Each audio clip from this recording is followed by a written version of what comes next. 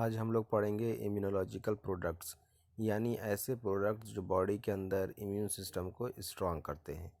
हम लोग आते हैं डेफिनेशन पर। इसमें एक टर्म होता है इम्यूनाइजेशन। तो WHO के अकॉर्डिंग इम्यूनाइजेशन क्या है? किसी वैक्सीन के एडमिनिस्ट्रेशन के माध्यम से किसी इंडिविजुअल के अंदर किसी बीमारी के लिए जो रेजिस्टेंस प्रोड्यूस किया जाता है उसे कहा जाता है इम्यूनाइजेशन। वैक्सीन्स क्या करती हैं? वैक्सीन्स हमारे इम्यून सिस्टम को स्टिमुलेट करती हैं, जिससे हमारा इम्यून सिस्टम बाहरी आक्रमण से या इन्फेक्शियस डिजीज़ से लड़ने के लिए कार्यरत हो जाता है। इम्यूनाइजेशन किस चीज़ से किया जाता है? इम्यूनाइजेशन किया जाता है इम्यूनोलॉजिकल प्रोडक्ट से। इम्यूनोलॉजिकल प्रोडक्ट्स क्या होते हैं? ये फार्मास्यूटिकल प्रिपरेशन होती हैं जो इन्फेक्शियस डिजीज़ से लड़ने में, बॉडी की इम्यूनिटी को बढ़ाने में और बॉडी की इम्यूनिटी को चेक करने में कार्य करती हैं। कौन कौन सी इम्यूनोलॉजिकल प्रोडक्ट्स होते हैं? इम्यूनोलॉजिकल प्रोडक्ट्स बहुत से होते हैं, जैसे vaccines, diagnostic material, immune serum, human immunoglobins, monoclonal antibodies etcetera. अब हम लोग आते हैं सीरम पे, जिसे सीरा भी कहा जाता है। सीरा यानी कलेक्टिव वर्ड, उसका जो सिंगुलर होता है उसे कहा जाता है सीरम। सीरम क्या होता है? सीरम एक ब्लड प्लाज्मा है जिसके अंदर सिर्फ इलेक्ट्रोलाइट्स, एंटीबॉडीज़, एंटीजन्स, हार्मोन्स पाए जाते हैं। जिसके अंदर इलेक्ट्रोलाइट्स, एंटीबॉडीज़, एंटीजन्स और हार्मोन्स पाए जाते हैं। इसके अलावा बाकी कोई भी ब्लड कंपोनेंट नहीं पाया जाता है। दूसरी चीज़ है एंटी सीरा। एंटी सीरा का सिंगुलर क्या है? Anti serum. यानी जो एंटी सीरा है वो प्लूरल वर्ड है और जो एंटी सीरम है वो सिंगुलर वर्ड है। एंटी सीरम में क्या होता है?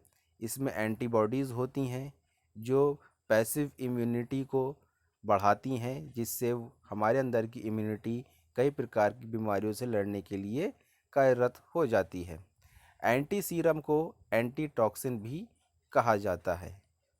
एंटी सीरम के इंजेक्शंस आते हैं जिसे हम इम्यूनोग्लोबुलिन्स कहते हैं। ये मुख्यतः एंटीबॉडीज़ होती हैं। ये कैसे बनाई जाती हैं? किसी भी जानवर के अंदर एंटीजन इंसर्ट किया जाता है।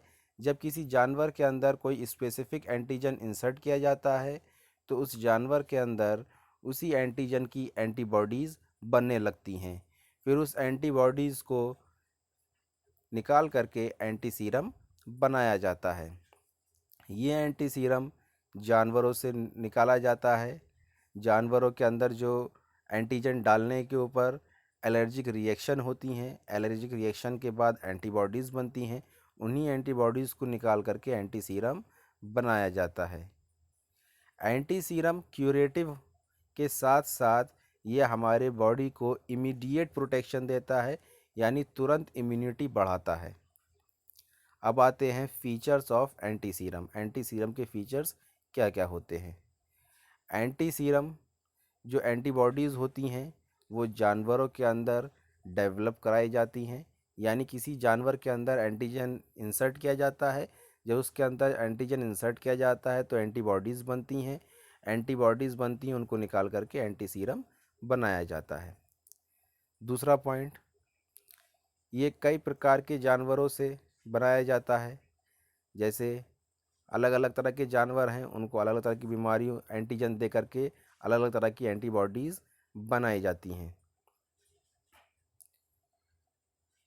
कभी कभी जो एंटी सीरा होता है, एंटी सीरम जिसे एंटी टॉक्सिन भी कहते हैं, तो जानवरों के अंदर टॉक्सिन और टॉक्सॉइड इंसर्ट करके भी एंटी सीरम बनाया जाता है। तो इस तरह के एंटी सीरम कई तरह के होते हैं, जैसे एंटी टिटनेस सीरम जिसे एटीएस कहते हैं, एंटी डिप्थीरिया सीरम जिसे एडीएस कहते हैं, एंटी स्नेक वैनम जिसे एएसवी कहते हैं।